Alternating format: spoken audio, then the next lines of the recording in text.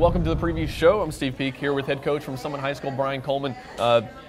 Coach, last season you guys went 1-9, but this is your first year as head coach. So how are you trying to change the mentality from last season and use it for this season? Well, change is the biggest thing.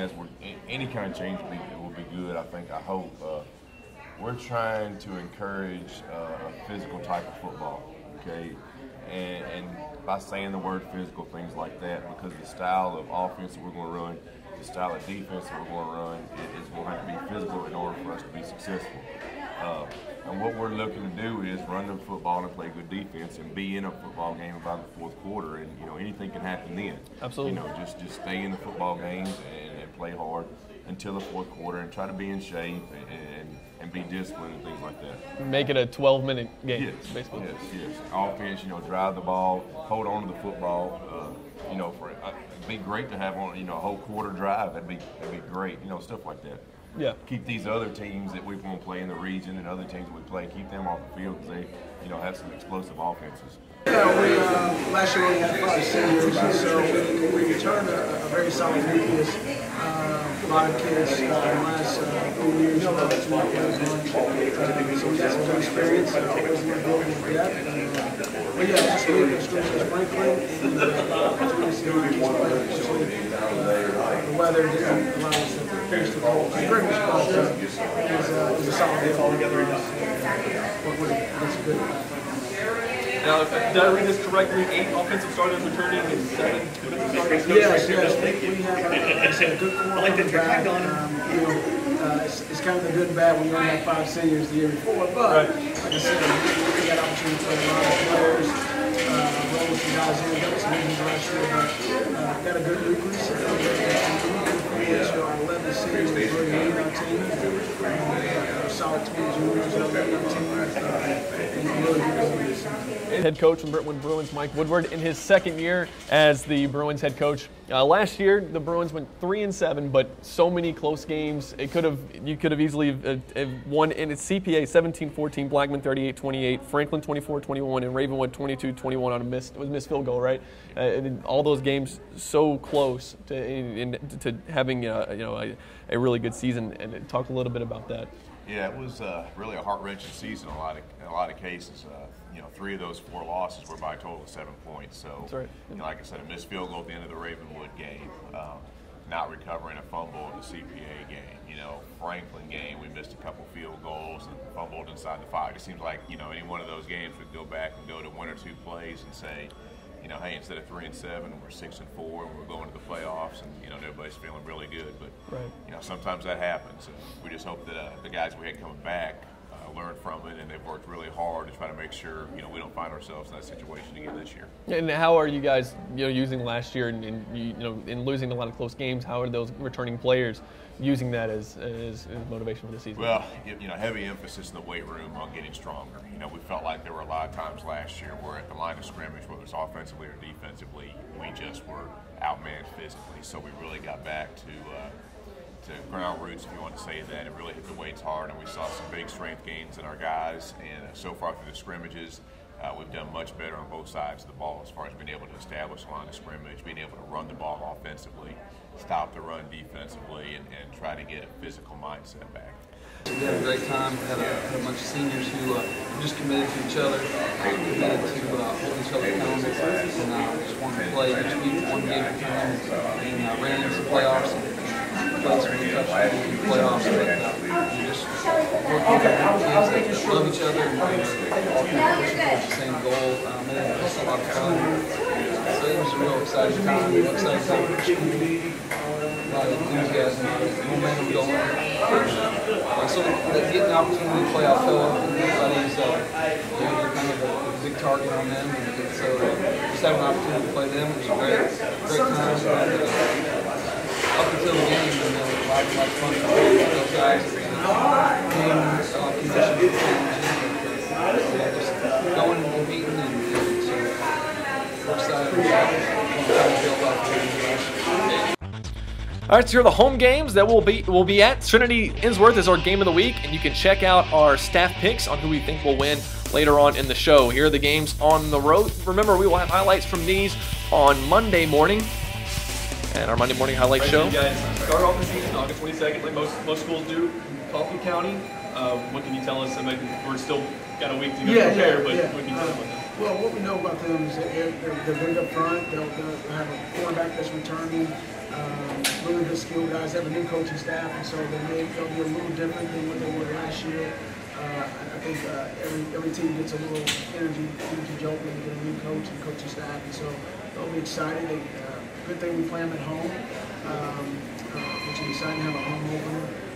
But they'll be physical. They'll be a very good group, and I said we can control what we control, which is what I believe and have a high impact like that. Absolutely, Coach. We're ready for that on the 29th. BG will be at Father Ryan's, so another tough challenge. Yeah, Father Ryan's great history, great tradition. We were very familiar with them in Division II, AA.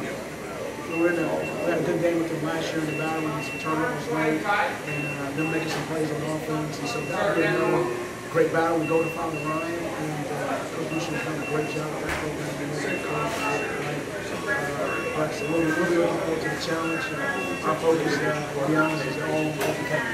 And then we'll stay there until that was over, and then we'll shift the line. But we know, being a coach in Division II for so many years, the last 10, 11 years, I know what type of thing Ryan's going to always put on the field. We know what to expect. We'll get ready for him when it's time.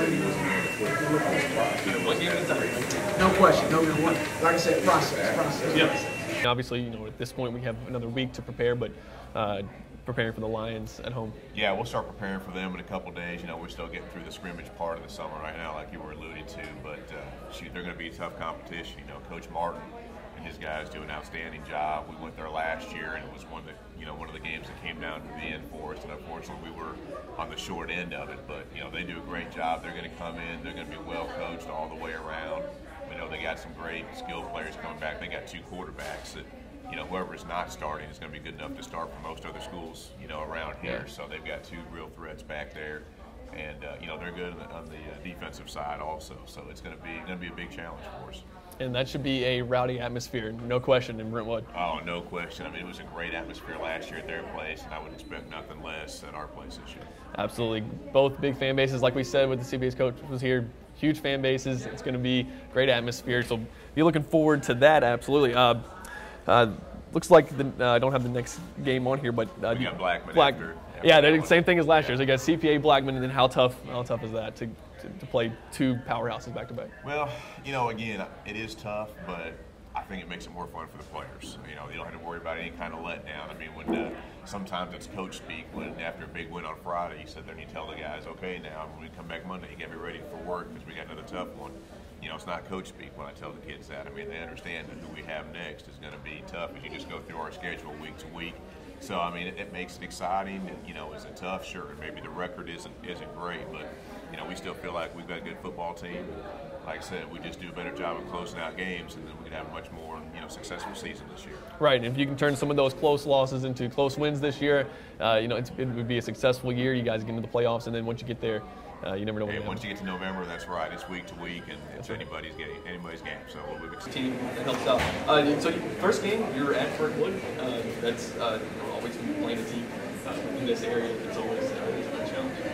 Yeah, we just know Brentwood High has got a good tradition. I don't want the depth to be too much of an issue with those guys. They got a lot of really good athletes, pretty deep in the line. So we're preparing every day, and just we can't control what they do. We got to control who we are, what we do, what we're focused on. But yeah, it's a challenge. Guys can have athletes. We played them first game last year, now the final minute. So we're expecting an exciting, fun game. Should be a lot of people, a lot of their community really supports their program, and our community will do the same. So we're excited about it. Yeah, it should be exciting. Yeah, that's 2 big fan bases. We saw that in the Fairview CPA game last year. It was a wild crowd. In a rivalry game, first game of the season, how big is that for you? Well, he was there last year. Oh, okay. But he had just gotten there. You're right. And his system wasn't in yet, and now he's gotten his system in, and everybody I've talked to that they've scrimmaged, that they played, even on 7-on-7, they said that they are a much improved football team. And I knew Coach Rosetto would do that. He's a great coach. He's been around for a long time. So they're much better than they were last year, I believe. Another physical type football team. So and we're at home. So and that's something new for us. We've never won at home. Summit's never won a home football game. It would be huge to get that first win, but that's a good football team coming in that we're going to play. Is there a challenge in getting your players? You were coming off a 1-9 season. You being the first-year head coach. Is there a challenge there to get them in the mindset of, that we can win games, believing that they can win? It's a huge challenge.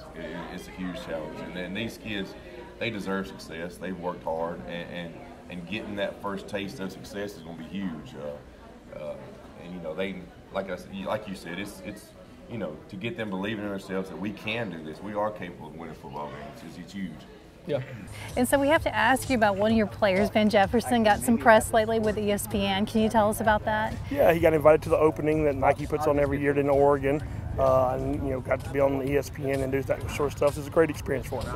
And so how do you feel about the upcoming season with Ben Jefferson? You've lost your quarterback, so how do you feel like that's going to work out this year? We got two guys, Cole Brown and Andrew Payer, battling out at quarterback, and I have a lot of confidence in both of them, and they both may play throughout the course of the year. So just excited to see how it all shakes out, and we expect to have a good season. All right, well, we're looking forward to it, and we plan to see you in the playoffs again this year. I hope so. Thank you. All right, thank you.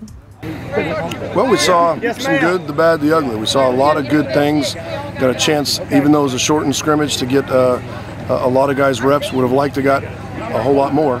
But we saw flashes of real good stuff, and then we saw stuff that we definitely got to work on. So we're right where we think we were at into the 9th practice. So we'll watch film, break it down, and get back at it. Now, when this thing airs, it'll be less than 2 weeks. It'll be on Monday, less than 2 weeks away from the start of the season. What are your thoughts? I mean, yeah, we definitely there is a sense of urgency there, obviously, and that's what it kind of stinks getting this lightning shortage. But the kids are working hard and they're receptive to what we're trying to coach. They're getting better. I feel like the first 3 or 4 series we were better than we were 4 days ago on our last scrimmage. So we're going in the right direction. But there is a sense of urgency as far as special teams and really finalizing our depth charts. We still have some evaluation that needs to take place. But, I mean, so it creeps up on you real fast, and doggone it, it's 2 weeks away. Yeah, I know, it's crazy, right? A few turnovers on both sides of the ball today. You talk about your defense. They're physical. I mean, so we coughed up the ball. That's something we preach, something we don't want. Fortunately, our defense intercepted the ball. Our defense recovered a fumble. I think at the end of the day, I think we were 1 up on turnovers. No, it was 2-2. We fumbled. So it's kind of a wash there. But the problem is that the 2 turnovers we had, we were at our end of the field. And you saw they turned one over here, and it was a short field, makes it a whole lot easier. Mm-hmm. So obviously we've got to have a better sense of urgency on where we're at on the field and protect the ball better.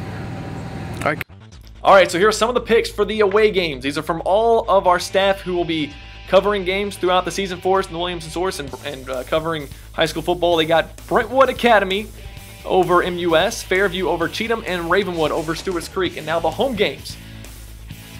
We got Overton over Father Rye over Coffee. A tie between Lipscomb and Page. We could not decide who's going to be the better team in that game. And then Summit over Spring Hill again this year. First ever Summit home win. Indy over Kenwood. Centennial over Clarksville, CPA over Brentwood. That one was a tough pick for some people. Even mentioned how tough that one was to pick, thinking that CPA just trying to figure out they're going to be as good as they were last year, and if Brentwood's going to be a little bit better this year, which we expect they will be. And then Fairview over Cheatham. And we will be at 8 home games in week 1, and we'll have all the highlights on Monday at our Monday morning preview show. Also, remember that on Friday nights, you can follow along with the coverage at WilliamsSource.com and 104.5 if you're out on the road. So 104.5, The Zone, junior radio stations there. We'll have updates with Chad Withrow throughout the night. I'll see you Friday.